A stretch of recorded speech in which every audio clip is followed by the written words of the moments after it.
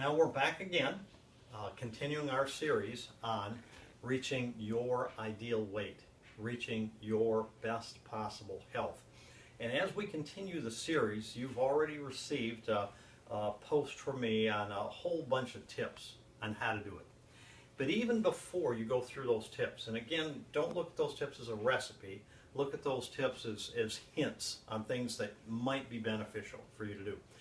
Even before we go into those tips, and we're going to consolidate all 49 of them into about a baker's dozen, into about 13. That'll be beneficial as far as reaching our ideal weight. But before we do that, the first thing I want you to start thinking about is develop an awareness for your ideal weight.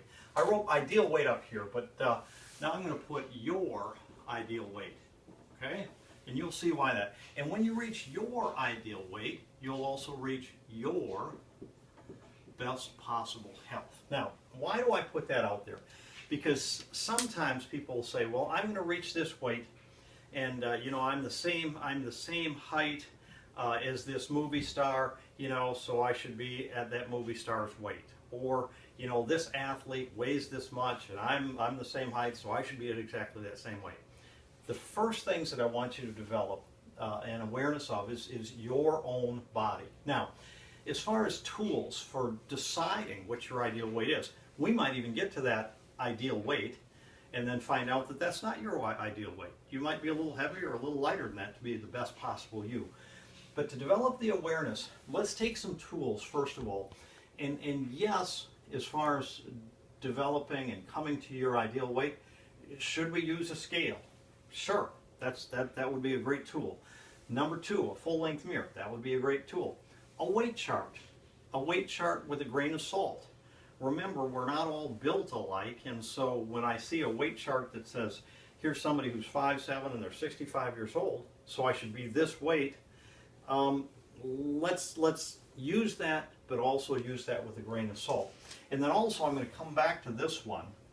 But I'm going to come back to this one, a guessing game, to develop that awareness after we come back to each of these. And again, remember, we're not just looking at reaching our ideal weight so we can look good, but what's my best, what's my ideal weight physically? When am I the healthiest?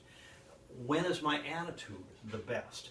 When do I have the best performance? When is my breathing the best? When is my recovery the best? So you're going to pick out your ideal weight for you based on these criteria. Now, I'm going to give you a little thing back here. When I was playing tennis professionally, I was, like you see, short stature. So when you play tennis professionally, you got to be fast, you got to be strong. And I got to the point one summer where I was saying, you know, I think if I was a little bit lighter yet, I'd be even faster. So I was playing at my ideal weight, which was about 160, 165. And I was built fairly strongly. And I started losing weight and saying, yeah, I think I got a little quicker. And I got down to 155, and I got down to 150, and then I got even under 150, okay? And I'm going, yeah, I'm quicker. But I found out I wasn't as strong. So when the balls were coming over and they were smacking them at me, I wasn't physically strong enough to be playing with all these big hitters. So I found out with my ideal weight that I got down to a certain point, and then I raised a little bit, so I was as strong and as quick as I could be. Now, I'm going to finish with this as far as developing that awareness. So I want you to do a lot of thinking right here.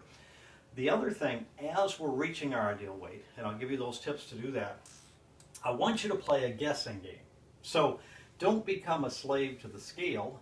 Don't become a slave to a program that we're on. I'm going to give you some helpful hints, but develop this awareness to the point that you can tell by what you ate, by what you drank, by the exercise you had, you can tell if you gained or if you lost weight or if you stayed the same thing. So when you use the scale, definitely use the scale and say, here's what my weight is right now. My weight is 163.5. And get to the point where when you weigh, and that can be once a week, it could be every day. Don't make it 18 times a day. But I want you, we've got a scale that has a tenth of a pound. So when I get on the scale and I'm watching my weight and seeing what I do from a nutritional standpoint and an exercise standpoint, before I get on the scale, I always guess my weight, and I guess it to the 10th degree. So I say, right now, after what I did over the holidays and the eating, and when I get on the scale, this is what I weigh. And I want to see if I can become as aware of what's happening in my body as the scale is. So I'm developing the awareness. It's not the tool, it's not the program, it's definitely not the diet, it's not the weight chart, it's am I aware of what's going on in my body so I can reach my best possible weight and thereby my best possible health.